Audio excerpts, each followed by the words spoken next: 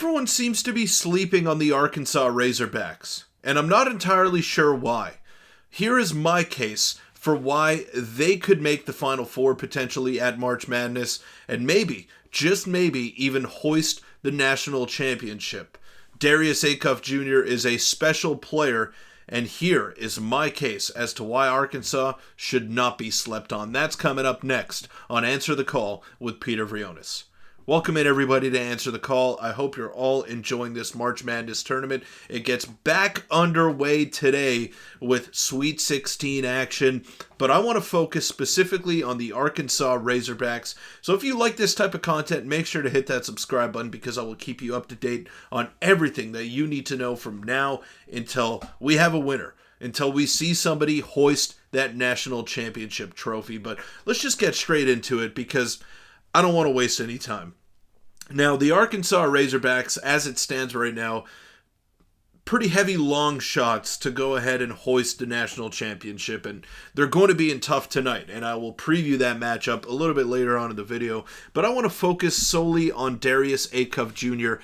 at the moment, who has been a revelation in this tournament. Now, if you follow college basketball for the entire season, you know how special this freshman guard is. I mean, he can score with the best of them. He has drawn great comparisons. But let's just take a look for a second at his numbers right now.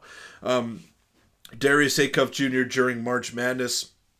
Now, they haven't played this many games, so I don't know where these numbers are coming from, but I guess it's dating back to their conference tournament, right? So the Arkansas Razorbacks were the 14th ranked team in the nation, and these are his numbers lately, dating back to the conference tournament. He's averaging 30.2 points per game, 7 assists on 45% shooting, and 48.6 from 3. Now, that is a really incredible stat line right there, and it just shows you the efficiency that he is working with, despite being a shorter guard when it's all said and done in today's modern basketball. And his favorite player happens to be none other than Shai Gilgeous-Alexander, who's probably going to win another NBA MVP award this season. So Darius Acuff Jr. is going to be my focus for the video today, because if Arkansas is to accomplish anything, they're probably going to have to do it on the back of Darius Acuff Jr. Now,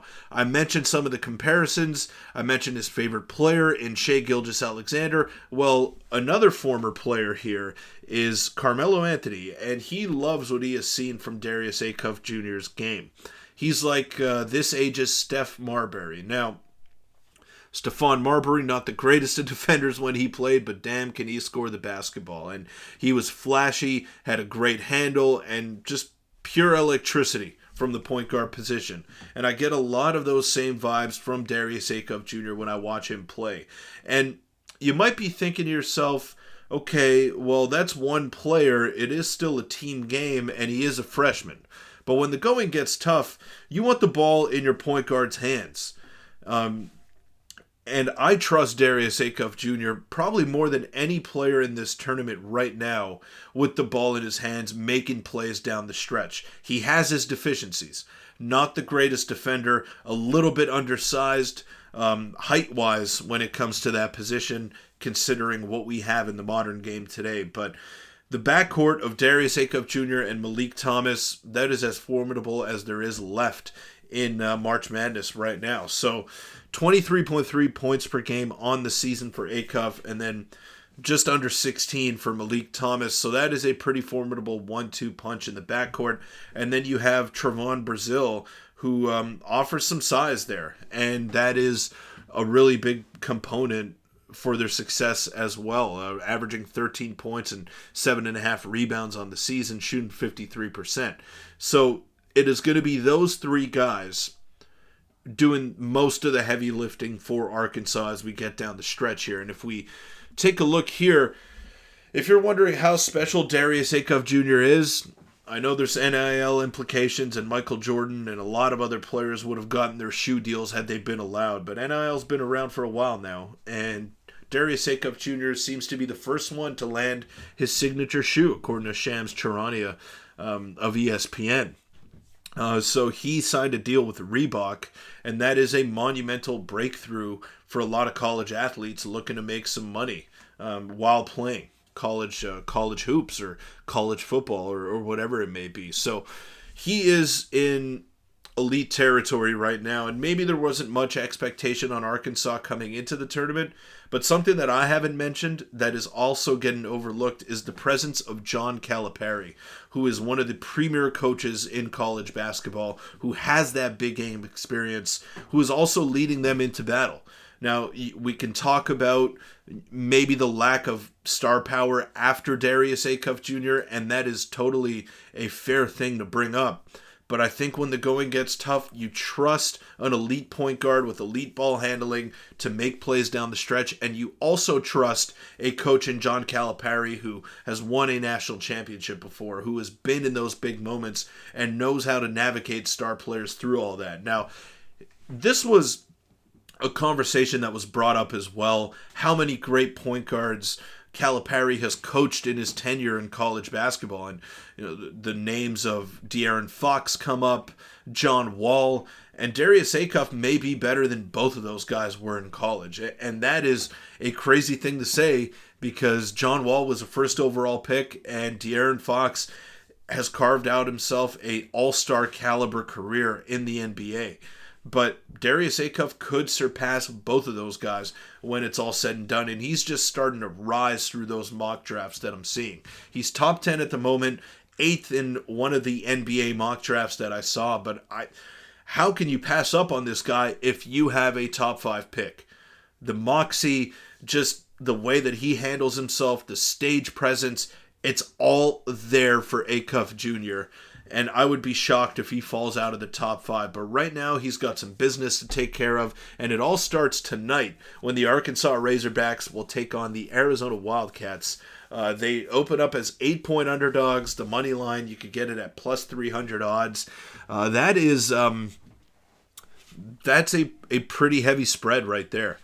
I was expecting this to be a little bit closer for how good Arkansas has looked, but Arizona has looked really good at their own right as well. So it's going to be a very tough matchup, and they're coming up against the 1 seed on their side of the bracket. So if they can get through this, then there's definitely a pathway there for them getting to the Elite 8. Well, obviously, if they can get through this, they'll be at the Elite 8. But then we're starting to talk Final Four, where they might be the favorite in the Elite 8. And then who knows after that. So they got some business to take care of. Definitely probably going to be their toughest test along the way in their pursuit of a national championship. But I don't know. I like their chances. I really like their chances tonight. I mean, Vegas doesn't seem to.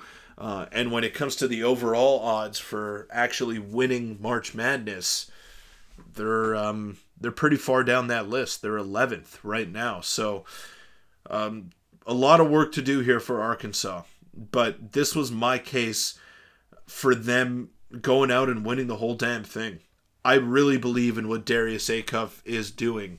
And I think he's maybe the best player left in this tournament. AJ DeBonsa had a decent showing in BYU's only game, and he's still probably going to go first overall because the size, to be 6'9", 6'10", like he is, and to have that shot-creating ability, AJ DeBonsa is a surefire slam dunk number 1 pick in my opinion. But then after that, is Cam Boozer a game changer?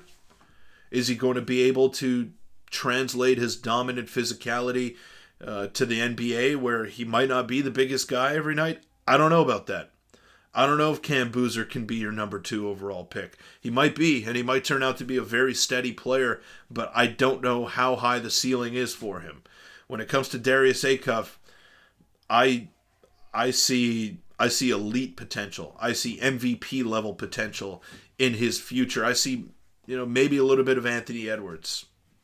That the defense isn't there for him to be compared to Ant right now, but it is something you could work on. The craftiness and the offensive ability and the instincts that he possesses on that end of the floor, cannot teach that. You cannot teach the stage presence that Darius Acuff Jr. brings to the table as well. So it's going to be an interesting conversation, but this was my case as to why I think Arkansas can truly make a run at this and win March Madness when it's all said and done. Are they going to do it? I don't know. Would I bet $1 on it? I might take that chance because I believe in the best players when it's all said and done. I believe that the elite of the elite uplift their teammates and make plays when it matters most. And when it comes to just purely making shots, I don't think there's anyone better than Darius Acuff Jr. left in this tournament. But let me know in the comments section down below your thoughts on the Arkansas Razorbacks and overall March Madness as a whole. Because I've loved this tournament. I think it's been everything that it's been cracked up to be, and I thought it's already been a resounding success. Better than what we saw a year ago, and the games have been fun, and they're just getting started. The Sweet 16 is when the real action gets underway. So let me know in the comment section down below. Does Arkansas have a legitimate shot at lifting the national championship? Or who else do you see being the last team standing?